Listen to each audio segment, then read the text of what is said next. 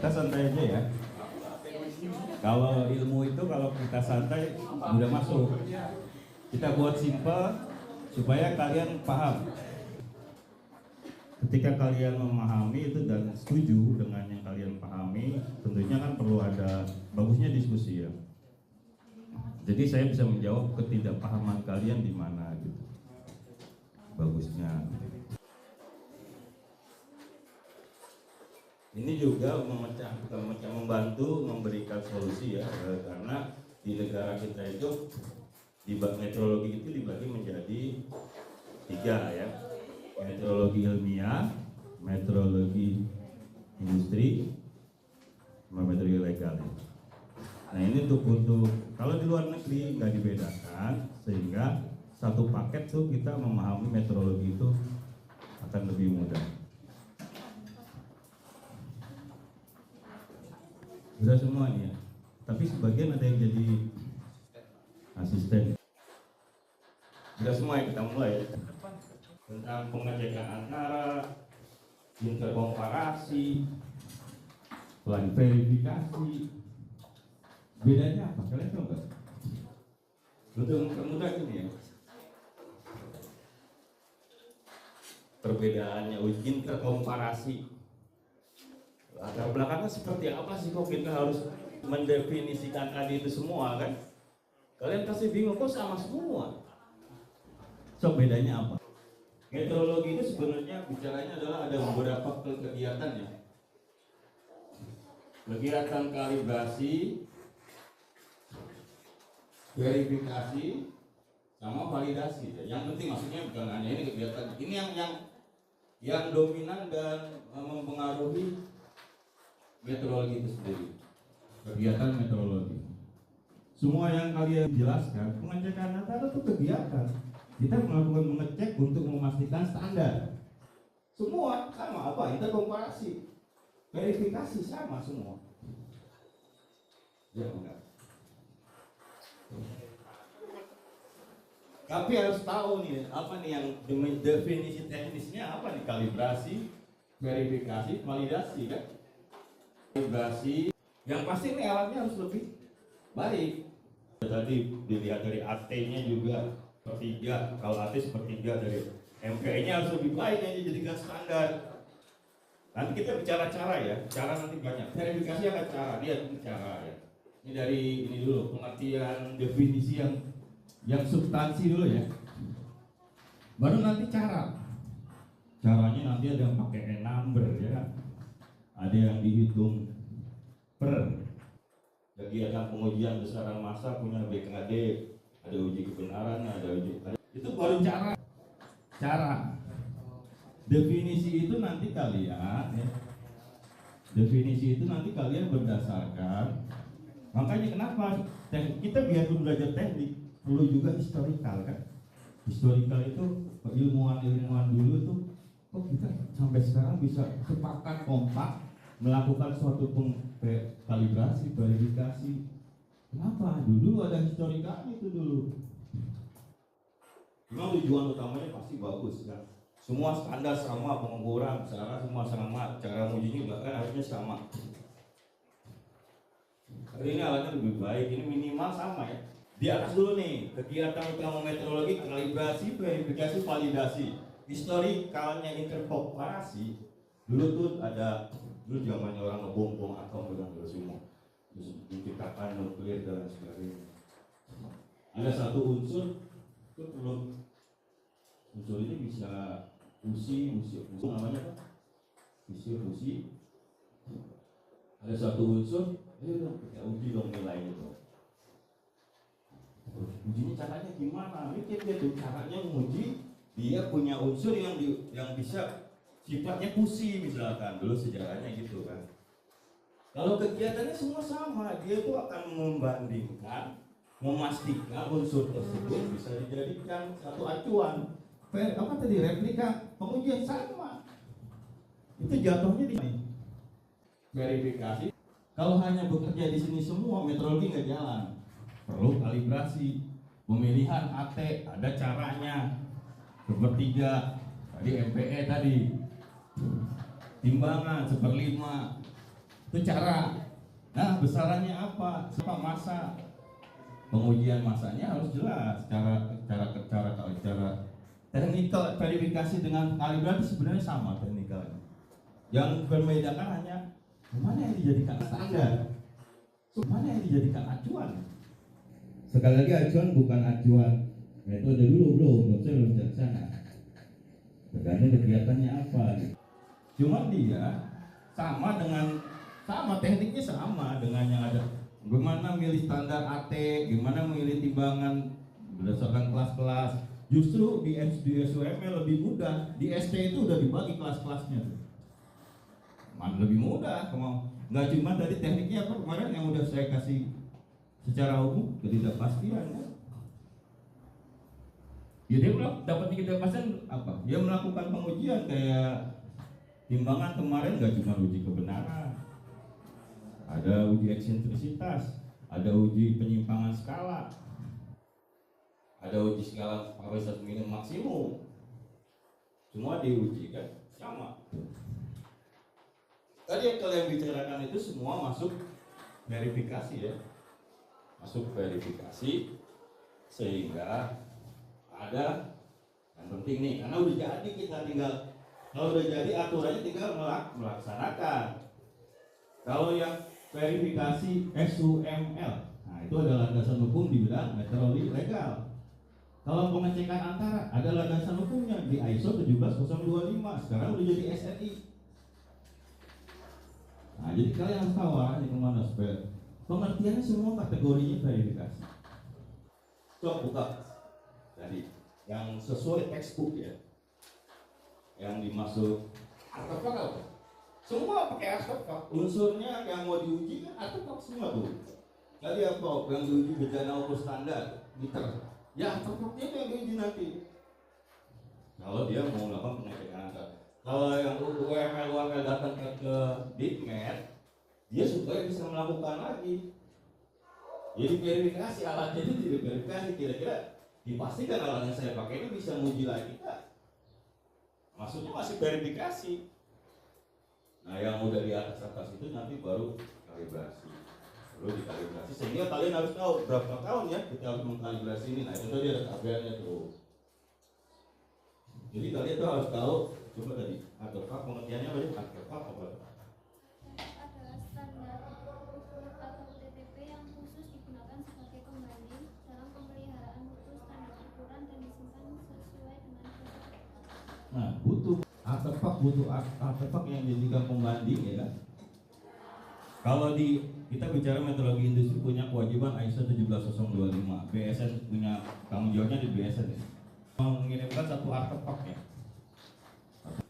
Semua laboratorium yang di bawah lembaga penelitian, dia ada beberapa LPK, laboratorium kalibrasi itu perlu artefak. Contoh, bidangnya apa dulu? Ada masa, ada panjang, keliling tuh artefaknya. Ada yang bentuknya apa tuh artefak tuh? Kalau misalkan AT ya, kemarin dibahasnya sekalian yang kemarin nih. Ini adalah kan pengertian kemarin apa nih? Ada bahan ukur. Ada apa lagi? Objek ukur, alat ukur, sistem ukur. Ini untuk membandingkannya. Semua membandingkan. Kalibrasinya lebih tinggi. Nah, ketika artefaknya yang jalan, artefaknya dia berupa apa? Bahan ukur. AT itu sebenarnya termasuk objek ukur juga. Kenapa dia material bahan ukur kan dia punya material yang kemarin saya ceritakan. Ada yang kuningannya dicor, ada yang bahannya beda-beda. Nah alat ukur itu nanti yang keliling itu apa? Alat uji spektrofotometer, muter. Jangan belangkonya aja misalkan, dia punya satu nilai. Itu maksudnya bisa objek. Kalau belangkonya objek, kalau udah instrumennya, yang muter instrumennya. Alat ukurnya misalkan yang busnya, nah, itu alat ukurnya. Nah karena alat instrumen itu termasuk alat ukur, ya di pengertian definisi ya di alat ukur. Belum nanti sistem ukur. Sistem ukur contohnya metode ukur tadi. Diuji nanti atau pakai keliling itu kan. Jadi kilometernya keliling. Ini untuk membandingkannya. Belum semua membandingkan. kalibrasinya lebih tinggi. Nah, coba interkomparasi artinya apa?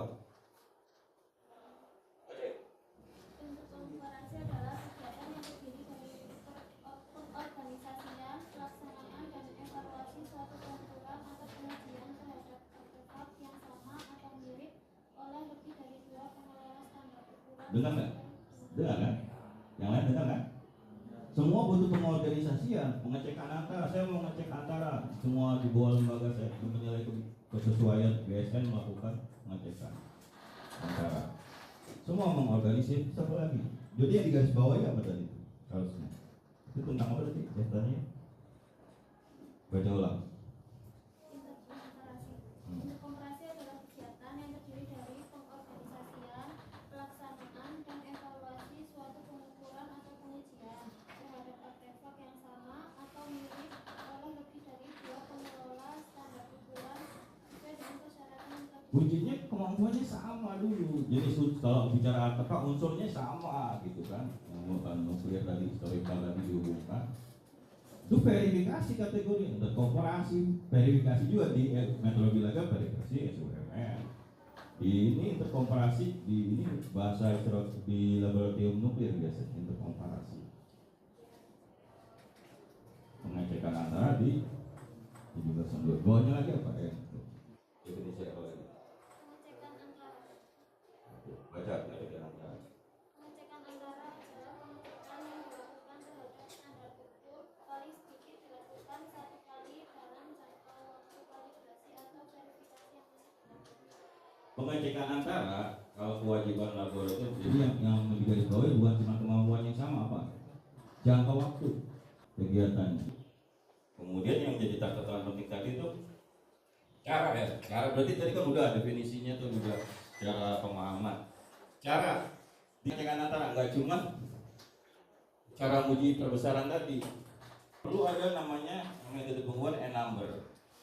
Sebenarnya mudah kan ini aja N-number kan sama dengan ada referensi, ada yang diuji, ada ini pengujian juga sama semua pengujian. Nyari N-number dari referensi nilai ini ada apa ini akurasi ini uji kebenaran. Di sini nanti ada yang bicaranya ketidakpastian itu ada SD, ada resolusi. Jadi ini udah memperhitungkan presisi dan akurasi N-number. Selain kita melakukan pengujiannya kayak timbangan tadi, ada uji penyimpangan skala, ada uji skala maksimum minimum, setengah kapasitas, ada sensitivitas. Perlu juga kita juga perlu melakukan mencari nilai N-number. Nah itu N-numbernya harus tahu, cara pengujiannya harus tahu. Cuman dia nggak bergantung ST yang dibuat sama metode legal gitu. Tapi ilmunya sama. Ilmu bagaimana kalibrasi timbangan tuh ya. Kalian melakukan pengujian itu juga.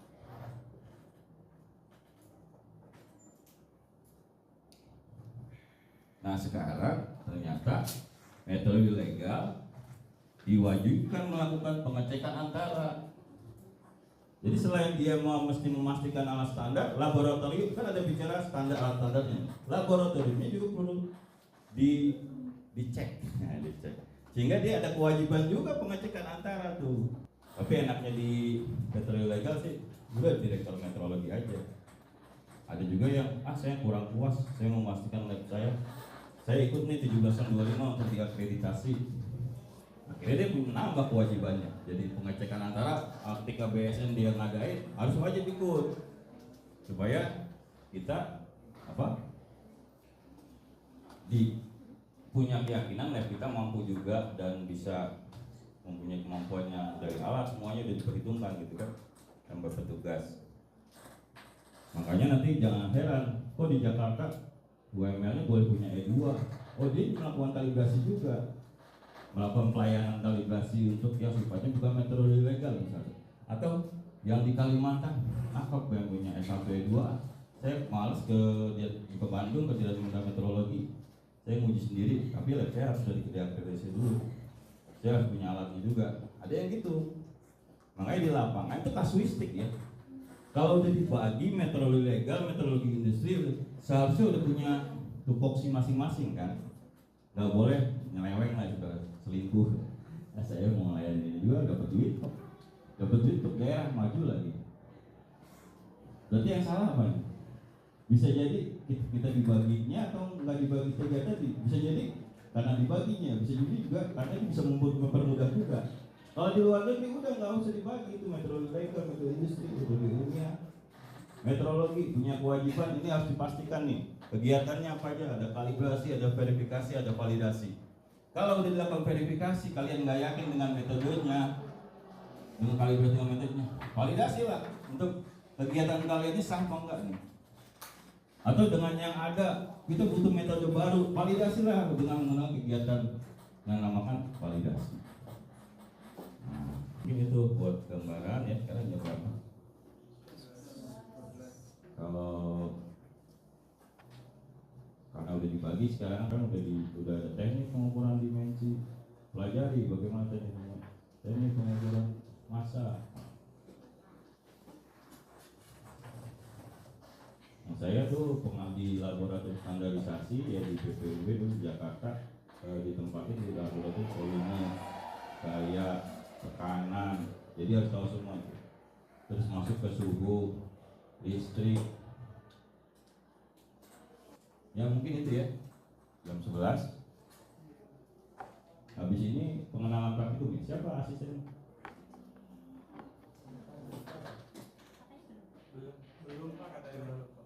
Belum. Mau jam berapa? Oh belum ada nanti, belum ada pengenalan. Lanjut apa lagi? Saya pernah kritik loh, nah istilah-istilah tadi. Harus jelas ya. Oke udah benar verifikasi SUML gitu kan.